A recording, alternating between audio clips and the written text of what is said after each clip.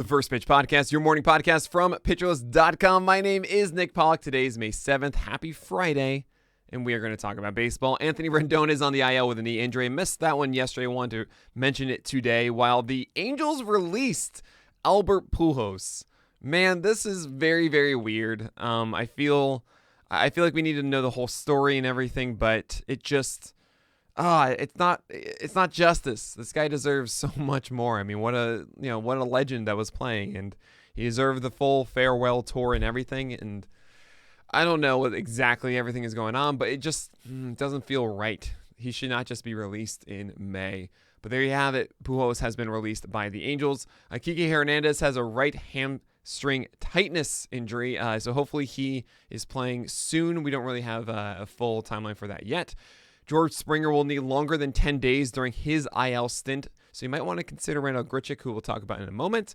Carlos Carrasco was moved to the 60-day IL, which is a little bit of a surprise, considering we thought maybe he could return as soon as next weekend, but now he'll be back on May 31st at the earliest.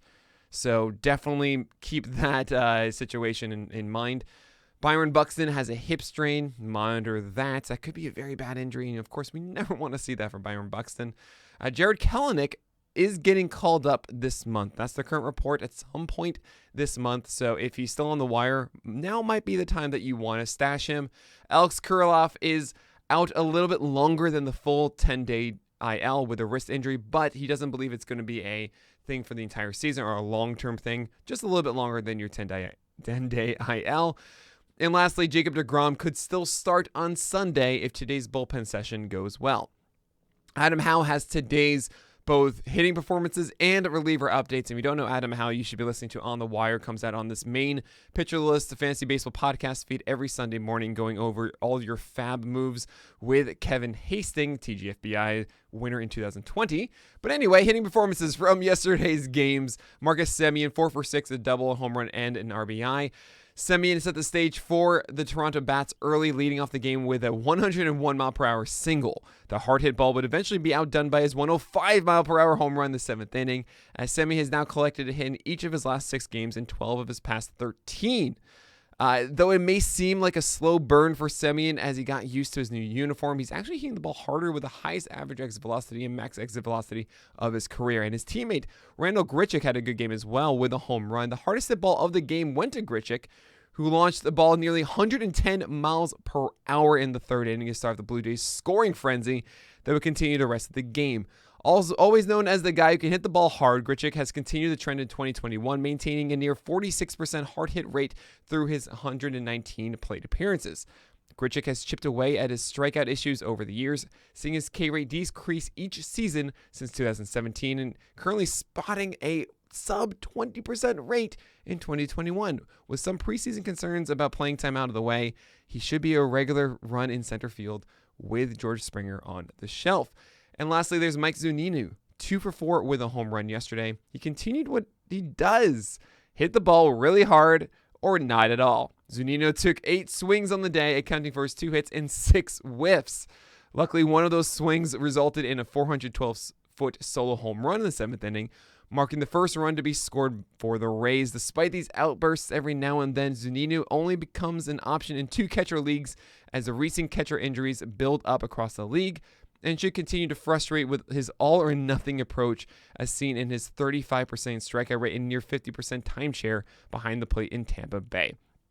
Reliever notes, with Ian Kennedy collecting saves in each of the previous 2 days and 4 in the past 5, it was Josh Sborz who finished out the extra inning affair for the Rangers, collecting his first career save as he struck out 2 in his perfect inning of work. Edwin Diaz pitched around 2 hits as he finished out the Mets' 3-run victory over the Cardinals, collecting his 4th save of the year. Though this was Diaz's first outing since Sunday, he did need 24 pitches to get through the inning and may see an extra day of rest Friday after battling back tightness earlier in the week. Brad Hand, who hadn't previously pitched since April 30th, needed just 9 pitches to finish a clean 9th inning for the Nationals. Unfortunately, as has been the case for most of Hand's outings this year, it came in a non-save situation as Will Smith took home the save on the other side of the ball for Atlanta, his 7th save of the year. In his 9 appearances, Hand has yet to allow an earned run this season, but only has 3 saves to show for it. And lastly, there's Yimi Garcia, who had also not pitched since April 30th, he recorded his 5th save of the season, allowing 1 hit and collecting 1 strikeout along the way. Starting pitching performances from yesterday's games, not too many to report. I mean, Thursday was kind of a small slate. I led with Nathan Eovaldi as he faced Baltimore, went 4.1 innings, 6 earned runs, 7 hits, 1 walk, and 5 strikeouts. Remember, Eovaldi faced the Mariners 2 starts ago and allowed 5 earned runs. I mean, yes, there was the Rangers in between. He should be dominating the Rangers, but this is kind of disappointing. I mean, he had this amazing 3-game stretch after going 10 strikeouts, 4 earned runs against the Chicago White Sox. We're like, oh, that's fine. And a really nice start to the season. Otherwise, 4 earned runs across his first 3 starts. And now in a beautiful schedule bliss, Eovaldi disappoints us with 2 of his last 3 with at least 5 earned runs. And here's the thing. Like, if you guys remember at the beginning of the year, I was in shock because Eovaldi was making it happen with like 4 secondary pitchers. We're talking this curveball, slider, a splitter, and a cutter. And Eovaldi's story has always been, hey, I have a really hard fastball and nothing to pair it with. All of a sudden, seeing him with 4 options was very intriguing and curious. And recently, those options haven't been enough. Now, there's 2 ways to go about this. One, you're going to assume that he's the older Eovaldi who's just constantly going to battle those secondary pitches. Or he's going to be the new one that has 4 of them, and you have to think that on a given night, at least one of those will be working. I'm a little conflicted at the moment. I think Eovaldi is someone who you should be exploring for the waiver wire. And he's not an auto drop. I mean, I think a lot of people feel that way often, where it's like, oh, he can't handle the Orioles and the Tigers. And I've said that before in roundups, certainly. But this is one where it's always about who you're replacing. And Eovaldi could be a guy that turns it around, does better next time out. So just play your options, see what else is out there. Taijuan Walker against the Cardinals yesterday got the win of 7 innings, 0 earned runs, 1 hit, 0 walks, and 8 strikeouts. Yes, that's just 1 base runner with 8 Ks. He even had like a mid-inning or a between-inning delay with rain, and it did not stop him whatsoever. With Taijuan Walker, it's kind of funny. He's, in a way, a cherry bomb in the sense that his fastball is all that he has, where his secondary stuff just is not good enough. But that's what was really good yesterday, and he just cruised with it. He was throwing at 94.5 miles per hour. So Taijuan Walker, I mean, if his fastball is working and he's not getting behind in counts and he can actually put it where he wants, he's going to have a start like this. It depends if you really want to take that chance every time. I think he's somewhat safe against weaker clubs, but he's certainly not someone I want to start in like the upper third of offenses. Andrew Heaney, 6.2 innings, 0 earned runs, 4 hits, 1 walk, and 10 strikeouts against the Rays. As speaking of cherry bombs, you have like one of the primo ones in Andrew Heaney. Remember, last start he didn't even make 4 innings, and as he allowed 4 earned runs against the Mariners.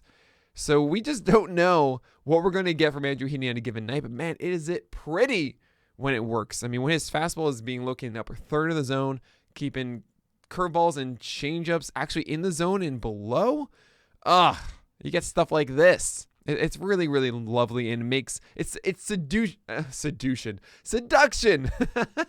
It is seducing for Andrew Heaney to pitch like this, and you see this go, oh man, this guy's a stud, and the next time he can't put his fastball where he wants and he gets crushed. So just keep that in mind. I don't really think that storyline or that label for Andrew Heaney is going to change this year. Tristan McKenzie. So 5 innings pitched, 0 earned runs, 2 hits, but 4 walks and 5 Ks against the Royals. You're going to look at this and go, oh, this is pretty good. This is your ERA and a 1.2 whip and 5 strikeouts. Oh, Tristan McKenzie is back. No.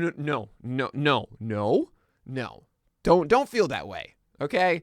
Tristan McKenzie is, he's got a lot to work on. He was throwing just under 91 miles per hour on that 4-seamer, and it was erratic. I mean, you see the 4 walks, that's a product of that. And when you look at his secondary stuff, he tried to rely a little bit more on that slider over his curveball to try and get strikes. And there were times it had some really nice tight break to it. You know, got located down in a way to right-handers. But man, it's not there. And he does not have those pitches to throw for strikes when he can't find that fastball. There's a lot to work on with Tristan McKenzie. I was really, really hoping that by now, you know, it's the first week of May gone. Tristan McKenzie should be in better rhythm and taking those steps forward. I'm not seeing it now. And this was against the Royals, so that's kind of why I think he did okay. If it's easy matchups, fine, but I really want to avoid this. I think that Tristan McKenzie, I feel bad that I ranked him as high as I did earlier on. He is not in a good place right now. Madison Bumgarner, 6 innings pitched, 1 earned run, 2 hits, 0 walks, and 7 strikeouts. There was some news that Madison Bumgarner was actually pulled from this game because of concerns about his right wrist, which is not his throwing wrist, which is very interesting. I'm not concerned about it. I mean, the story with Bumgarner is that he's throwing 91 miles per hour, which is great. He was throwing about 88 and change last year. And he's getting great matchups. He had Rocky Road last, and then this was the Marlins. Then he gets the Marlins again, and then he gets the Nationals after. Like, this should all work. So if Madison Bumgarner is still out there for some reason, you should pick him up for that next start. Or, hey, maybe wait a couple days first because he's still out on the wire. And lastly, there's Danny Duffy against Cleveland. 5.2 innings, 3 earned runs, and 9 base runners, and 6 Ks. It was just 1 walk. It was 8 hits. He got singled out in this. If you don't know that, it's essentially he didn't allow a home run, but it allowed 8 hits. And it just piled on in that way. Danny Duffy's still throwing 93, 94. I think his run is not over yet. This isn't the wall of the Vargas rule. Keep starting Danny Duffy. All right, looking forward to today. Here is Mark with the weather. Thanks, Mark. Today's streamer is David Peterson. I don't love it. The Diamondbacks are better against lefties and righties, and David Peterson is a little bit of a volatile pitcher, but hey, maybe it is the good command of Peterson. Maybe he can hint at that double-digit strikeout rate that we saw earlier this year. Well, not rate, total. We had 10 strikeouts and 8 strikeouts as well from Peterson. Maybe he can do that against the Diamondbacks today. And as always, I like to take a question from Twitch chat. This is one from Twitch in general. Carlos Martinez versus Rocky Road, or Christian Javier versus the Jays.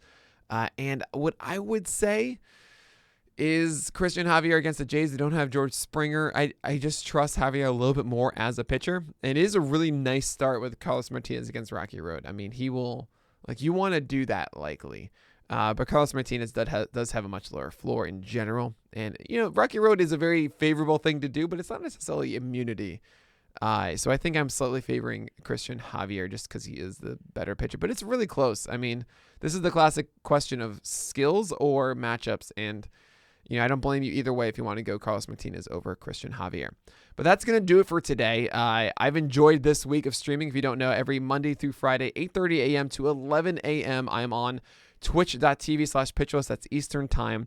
Come hang out. Come enjoy the morning as I record this podcast live. I answer all of your questions. Seriously, you're wondering, hey, Nick, how do I best reach you to help my fantasy team? Sadly, it's not Twitter. It's not Reddit. It's actually comments on the site I can't always get to. The best place to reach me is on Twitch. I stream for nearly 3 hours every single weekday morning. I answer all the questions. You should be here. Twitch.tv/pitcherlist. Even if it's just for a moment, I will answer your question. Just pop in, ask it, pop out. I'm here for you. So that's going to do it, though. Enjoy the weekend. You got Alex Fast, of course, with the first pitch. Actually, the fast pitch. Actually, I have another little guest, I believe, this weekend as well. So definitely stay tuned for that.